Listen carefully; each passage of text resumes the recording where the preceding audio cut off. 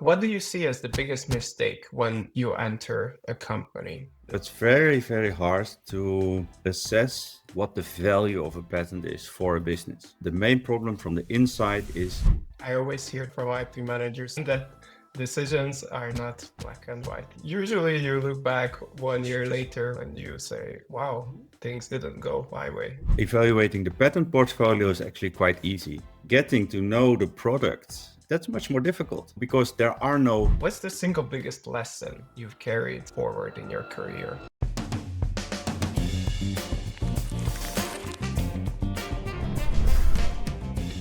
We started this podcast to cover current topics in the IP industry, to educate, to inspire, and to give space to experienced people to share their knowledge and interesting stories. Today, I'm joined by Bas Albers, who has helped more than 15 companies set up their patent management.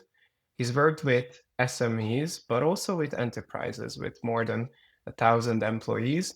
And we will talk about today how good patent management looks like and how to uncover hidden costs and perhaps utilize clever systems and frameworks to actually make use of patents. So, Bas, welcome. Well, Good to thank you have very you. much. So, for those who don't know you yet, could you please give us a quick intro of who you are and how you got into IP and patent management? Sure. I've been doing IP management for more than 20 years now. Like you said, more than 15 companies. I think it's almost 20 by now. And while doing that, I always found the same problems. And that's why I founded the company to offer IP management to SMEs mainly. And then every now and then a bigger listed company comes by and says, yeah, you can help us anyway. But my main goal is SMEs. And then we developed a software for IP management. It's called Patent Cockpit, which is all about gathering data and presenting the data in such a way that people can actually understand it. Very, very nice. And I've myself had the luck of trying Patent Cockpit, and I really amazed of what you guys have done there. I could really see your experience sort of materializing in the software. So as I understood, you have set up patent management in more than 15 companies, almost 20 by now. So how do you get started when you join a company? Do you have a process or framework that you follow? Yes, it's all about gathering information because you come in and there was a system in place, even if the system is just ad hoc and we do it on Friday afternoon over a beer or something. So the first thing you need to do is understand what's really going on. And we're talking about patent management. Of course, the same holds for trademarks and designs. You first need to know what is really protected. And that's a lot of work most of the time. Then you need to know, what products are actually there so that you can compare the products and the patent portfolio so that you see, okay, these patents have value.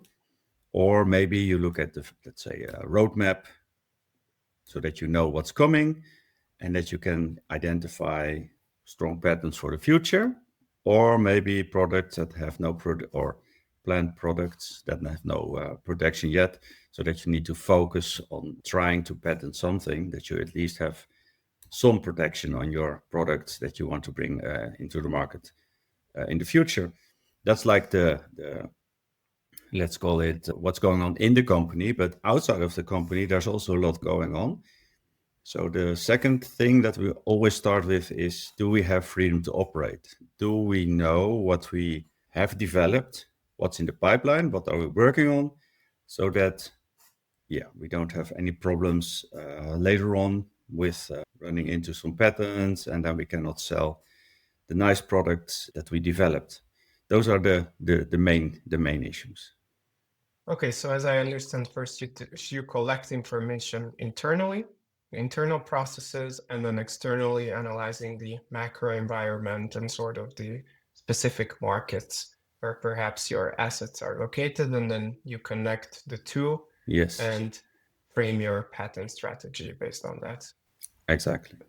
So, what do you see as the biggest mistake when you enter a company? So, has this been done before you enter the company, or is this something that you see is lacking from most companies right now? Yeah, because as long as there's not one person really responsible for IP management, so the CEO or the CTO is doing it, or the head of R&D, what happens a lot is they have good ideas, and then they assume the patents that results from that idea is a good patent. Even though in the granting process, the scope may change quite drastically, and that's missed a lot of the times. So they still have this old idea, we have patented this, but in the end it's quite different.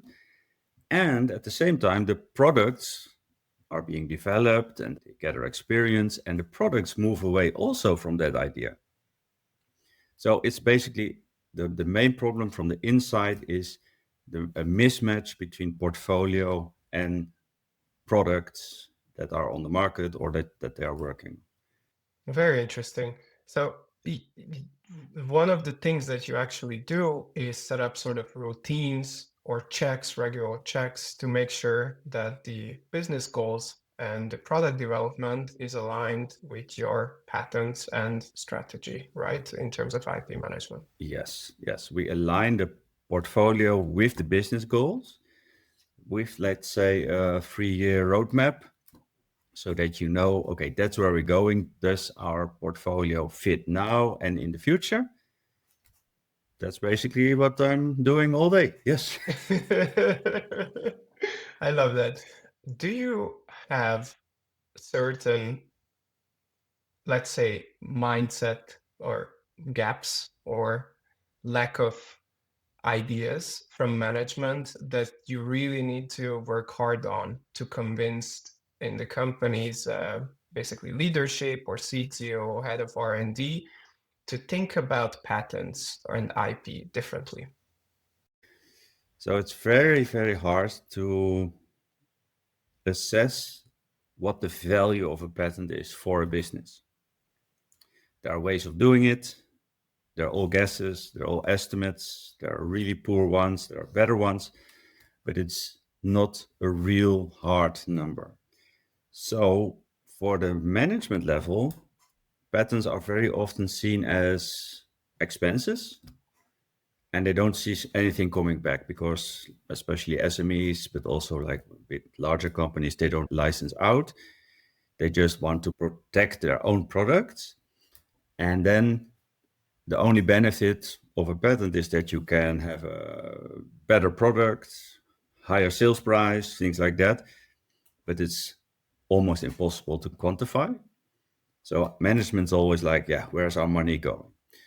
So they need some sort of mindset that they see the value of a very well aligned big portfolio.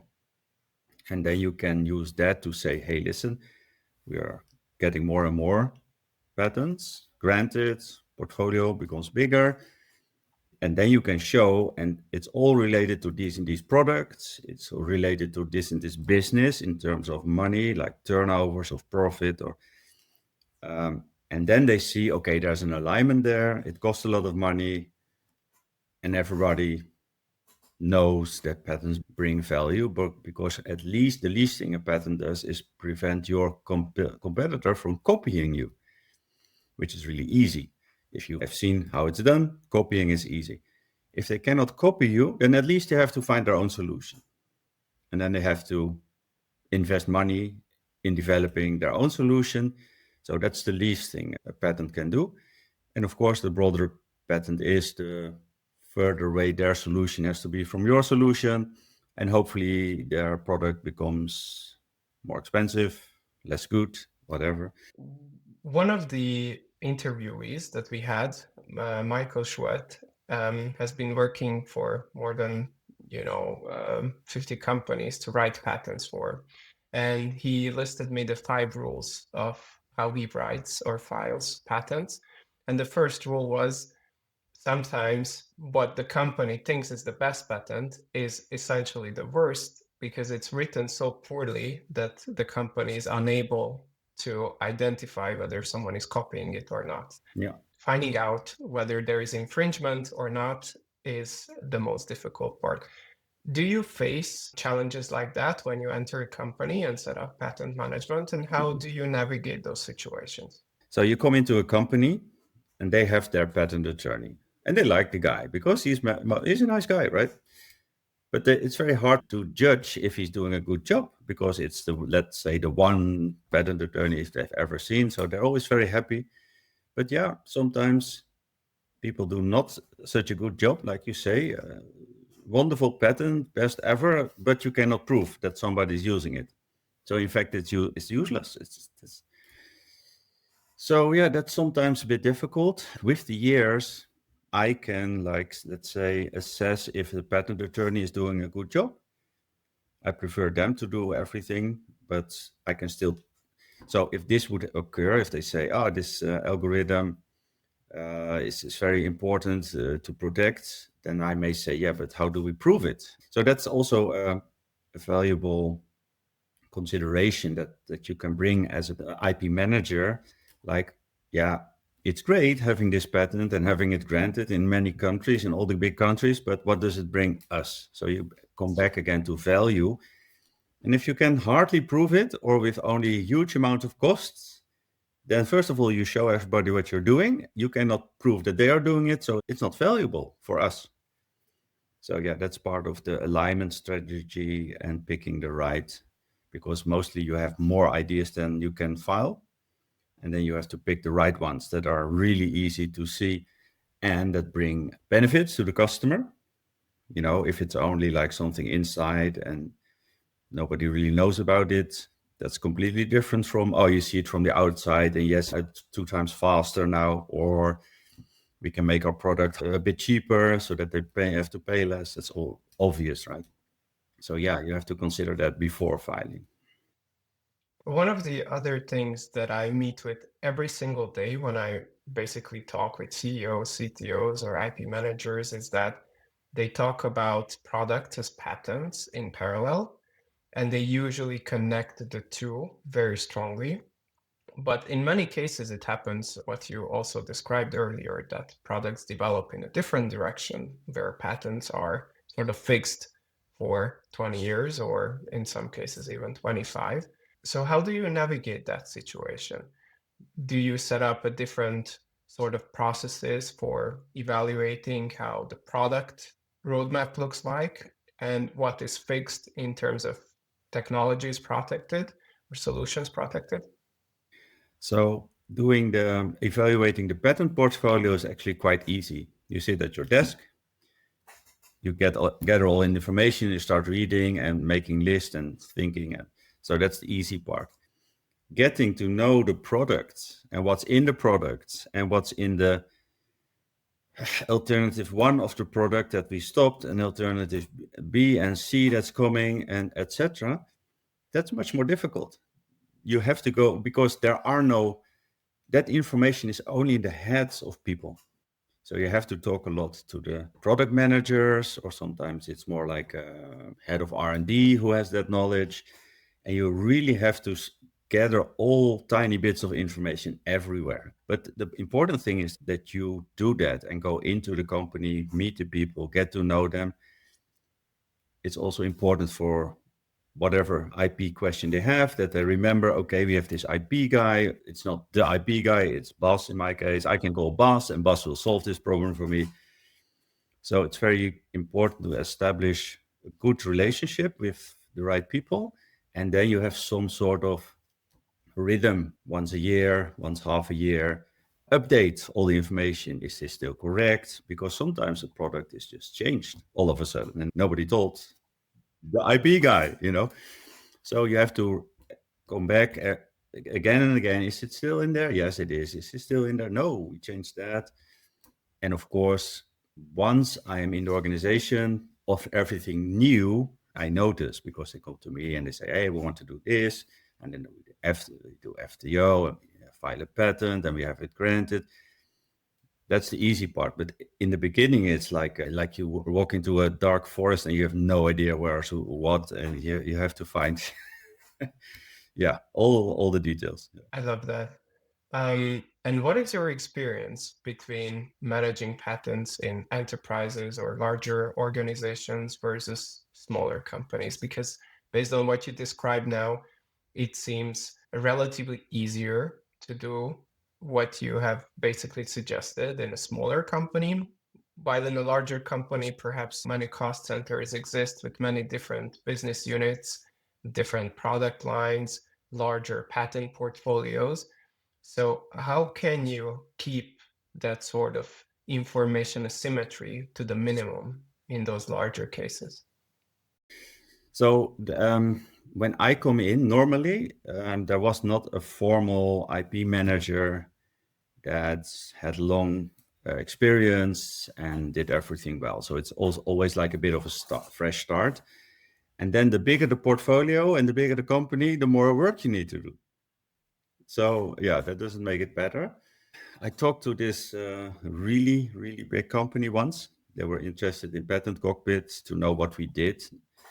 And then in the end, they said, yeah, but we have our own systems. It's all fine. And they told me how they do it. And I said, yeah, but how do you keep track of products and patents? And yeah, okay, we don't do that. We should that, but we don't. And it's really a huge company. And I was like, really? Okay. So yeah, sometimes the big ones, they have just so much budget that they can, just keep their whole patent portfolio growing, and that's the metrics they have. But as soon as you have to start saving, then you need better understanding. And then again, you better invest in the right things than in the wrong things and just make your portfolio bigger. So yeah, it's the bigger the company, the more work needs to be done. And sometimes it is done and sometimes it isn't. One of the things I see in the industry now is patent pruning happening a lot more often than it used to. I don't know if you're experiencing the same, but what I'm seeing is basically companies are, first of all, want to save costs a lot more in the current macroeconomic environment than basically 10 years ago. And the second thing is perhaps it's because of AI or just the sort of advancement of technologies, but they just change so often that the patents and the 20 years basically lifetime is not always worth it to keep because products change and develop a lot faster now.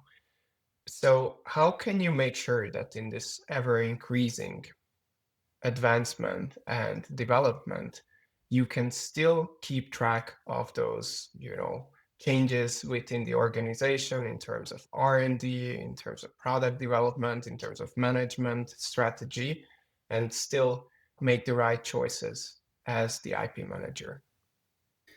Yeah, you need to have regular meetings, maybe also with people that don't understand the technology itself, but they recognize, let's say, we have this patent for this and that, and then they say, yeah, but didn't we change that part of the machine, because that's what they are aware of, and that's for me a pointer to go look. So yeah, it's all about communications, setting up meetings, and distributing the information in a way that they can understand. So if I show a patent claim, nobody understands what I'm talking about, but nobody, because every word is important, right? But if you take a very close look, then you can condense it down and say, okay, what we really protected is this little screw to adjust this height. Do we still do that? And then one guy says, yeah, we have no height adjustment anymore because blah, blah, blah. We do it with software, whatever.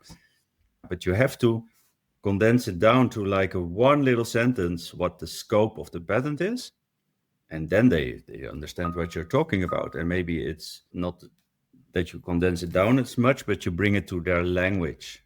They talk a different language, not with this claim language, but like, okay, this product, we have this screw and not a fastener or attachment means.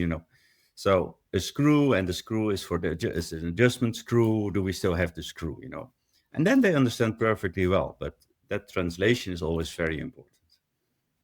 I always am quite amazed when I talk with IP managers and people who set up patent portfolios because even though they have this huge knowledge, most of their time goes for sort of interpreting and translating between teams and sort of communication at the end of the day, right? Mm.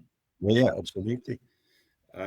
I started working on Patent Cockpit And as I talked about people more and more, at one point I'm just starting with it's a communication tool, because that's the essence. Yes, we have all the details, all the facts in there, from the patents to the products and everything. But the goal of the tool is communication, because now I condense it down and now I can show the right people, listen, these are the facts. And they understand it, and they don't have to study 1 hour before meeting with me. I just show them the right figure from the patent or a product and point out this is it, what we've protected, and that's their world. And then they can say, yes, let's do it. Or, oh, no, we don't do that anymore. Or this market is no longer of interest. We thought it would come, but it didn't come.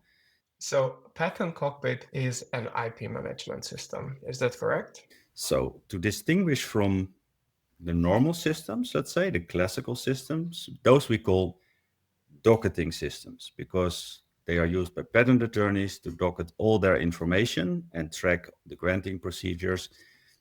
And then they have some links to products, but we really come from the other sides and we say, yes, we have IP management. It's an IP management tool. So yes, but there's quite a big difference between the two. Normally, if you say IP management tool, people think of the other ones that they've seen and that they've used, but we do a bit something different. Yes. So please walk me through, how does an IP management system help people like you, or even CEOs, CTOs, CFOs, to set up the right patent management principles within their organizations? I think the principles come from the other side. They come from above, from management. You have your roadmap, you have your possibilities, you have your wishes. Where are we going? What are we trying to do? And then we look, what are we doing? What can we do? So part of the information, okay, we want to go there and there in this market in 5 years and with this machine or this product. Okay, so you write that down in the software, and the next time you have to pay a renewal fee, maybe it pops up, hey, we want to go there and there, and this is the reason. And then you can say, hey, we have to pay 500 euros. And the reason is we wanted to do this and that. And then basically you have two possibilities. They say, yeah, that was the old plan, but it didn't work. Or yes, we're on track, keep it. But the important thing is that you have it at your fingertips at the right moment, that you have to decide if you want to pay a fee for a patent.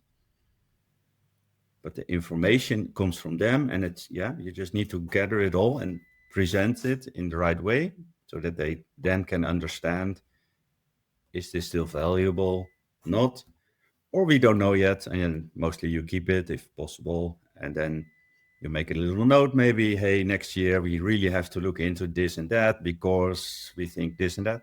And tracking your decisions is also very important, because then you know, what was the goal of the patent? Why did we file it in these countries? Is that still true? And then you can see the whole history. Yeah, and sometimes things go in the other direction for whatever reason, and then you have to adjust. I always hear that from IP managers too, that decisions are not black and white. They are usually, you look back 1 year later when you made the decision and you say, wow, maybe things didn't go my way. And that's probably one of the beauties of being an IP manager and setting up patent management sort of systems or teams. How do you cope with that? I guess there must be some situations when you feel like, wow, we made the wrong decision here maybe 1 or 2 years ago. You know, we don't know the future. So if you sit down with the right people and they have an argument for a decision, and 5 years later it turns out it was the wrong decision, most of the time you just see that the argument was wrong. Like, yeah, Denmark will be a super important country because we have this new sales guy. And then the sales guy leaves and you don't find another one. Yeah, you know, so there's no way of doing it perfectly because you don't know what's coming. But if you see, oh yeah, back then we had this idea and that changed, the reasons changed, yeah, then now we no longer do it. And that gives people then they trust to make decisions.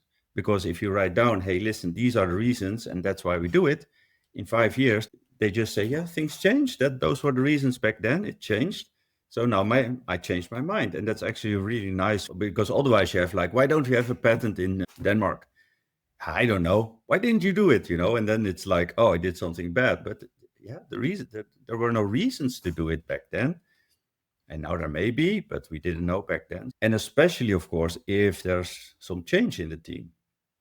Imagine that you come in as a new head of R&D or IP manager, and you don't know what the reasons were. Then you're like, why do we have this? And nobody knows. So keeping track of the history, of the considerations is also a very important part. And I guess the learnings too, because then you can build based on your historical decisions, your future decisions. And of course, uncertainty will always remain, but at least you know that perhaps which assumptions went sideways and what was the reason. An easy example, a lot of companies, they have patents in Russia. And at the moment, it's like, yeah, it's not even possible to do business there, as I understand it. So all of a sudden, those patents have way less value than 5 years ago. But what's in 5 years? I don't know, 10 years. Sometimes things just change, and we live and learn. Yeah. I guess that's true for all areas of life, too, not just IP management. Well, you can also not learn, but that doesn't make things better. Yeah, true, very true. So one of the other questions I'm very curious about is how do you see the future of patent management and, of course, IP management overall? And of course, since I also mentioned that it's so much more difficult nowadays to look at the long-term goals and the long-term changes in 3 years or in 5 years, do you have certain expectations of what changes are to be expected within patent management? So a lot of companies I work for, they have products that are on the market for 10, 20, 30 years. And there's incremental improvement. AI, I think, will be a tool that's very helpful. I use it every day, all day, just to speed things up, to write emails quicker, to summarize a patent. Sometimes you just ask, hey, in this patent, is this mentioned? And if it says yes, you know where it is. And if it says no, then you're like, yeah, but I cannot trust you anyway, so I'll have to do the work myself. But yeah, so there will be a lot of like shortcuts that you can use for AI. You have to be careful, of course. And that's the main change I see coming. And of course, there will be like new ways to develop products so that the products become better. But it's like, yeah, we don't no longer draw with a pencil on paper. We have 3D models, but we're still drawing and we're still thinking about what we want to draw. So it's just a tool that will be very, very helpful. But in the end, I think humans will be in the loop for at least until I retire. Yes.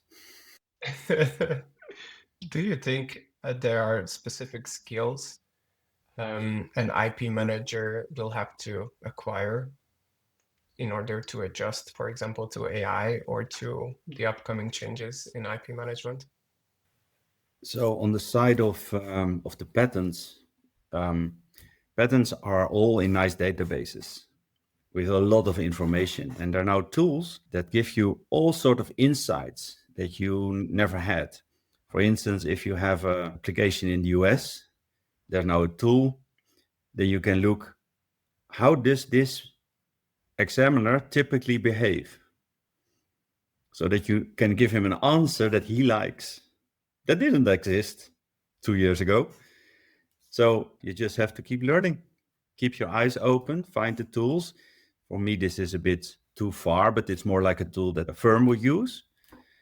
Or drafting patents, where you have these special tools that link everything and copy everything, etc. So keep your eyes open, learn as much as possible, and because otherwise you'll be inefficient. Fantastic. So with that, I would like to move on to the second segment of this conversation, of which we call rapid fire IP questions, which are simple questions where I would like you to just say the first word or sentence that comes to your mind. Are you ready? Yeah, I think so. Let's see. Okay, so the first is, what's the single biggest lesson you've carried forward in your career? talk to people. Talking is so much more, has so much more information than any amount of emails, documents. Talk to people. And nowadays with online calls, it's so easy. Just, sit down, talk, and then you just learn things about what you really want to know and a lot of things that you didn't even know you wanted to know. So, yeah. What keeps you motivated after this very long career in IP management? Um, oh, that's funny. I was actually thinking about that today because I'm setting up like a new system to evaluate something. And I was like, it's so cool. I get to make a new system and then see how it works and see what it brings to my customers. So innovation. I love innovation. Mm. Well, I mean, you are an IP manager, so I guess that's also part of the job, right? Um, there are other people that say no, you just manage and etc. But I always like to think with the inventors, invent my own strategies, invent my own little things. Yeah, I love that. That's so nice. What's the most boring part of your work? Knowing that some detail is in some document and you don't know where it is, or you have to find out if it's in there and then you have to read and you cannot just skip. So that's why I'm really happy with AI. Just ask AI, is it in there? Point it out to me then. But yeah, sometimes you have to read a lot until you find the one little detail you want to know. One instant red flag that makes you worried when you look at cost. This is very good for you, of course. If you do not use like a provider to pay your renewal fees, and you have a bit of a portfolio, let's say with 20 patent families, then I'm always like, oh, you can save so much money. Um, and apparently you're not aware of the possibilities that are out there. Otherwise, as soon as you explain people, you can save so much cost. Then they want to do it. They're still a bit scared, a bit reluctant, and then you have to explain like it's all safe and there are backups and so yeah, if they didn't find that, then there are a lot of things they didn't think about. What's the biggest misconception regarding IP management systems currently?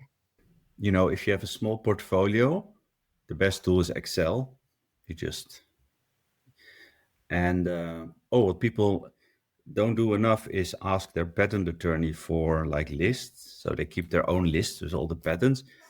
Even though if you ask your patent attorney, he just generates a completely new list with all the right details in 5 minutes, so it doesn't cost anything. But somehow people don't do that.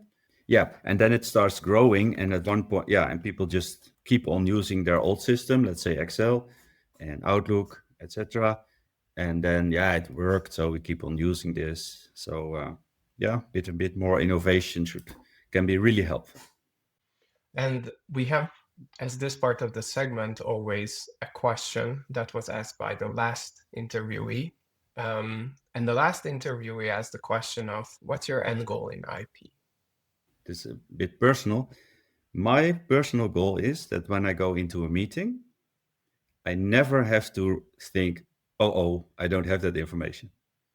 Oh, I did not do my homework. So my end goal is to have everything so well prepared and ready where you know where to get it. You cannot show everything, you don't want to, but at least you have it so that if somebody asks, you say, okay, yeah, that's a fair question. Let's see. And then you go into, in my case, Patent Cockpit and you discuss and you see. So my goal is to be as prepared as possible. Fantastic. Thank you so much, Bas, for joining me today, for sharing your knowledge and experiences. And it's been a really great conversation. I really loved your insights and the stories that you shared. And I really, really appreciate you taking the time and helping educate the market and sharing all the stories. Thank you so much, and hopefully see you very soon. Okay. Thank you and have a nice day.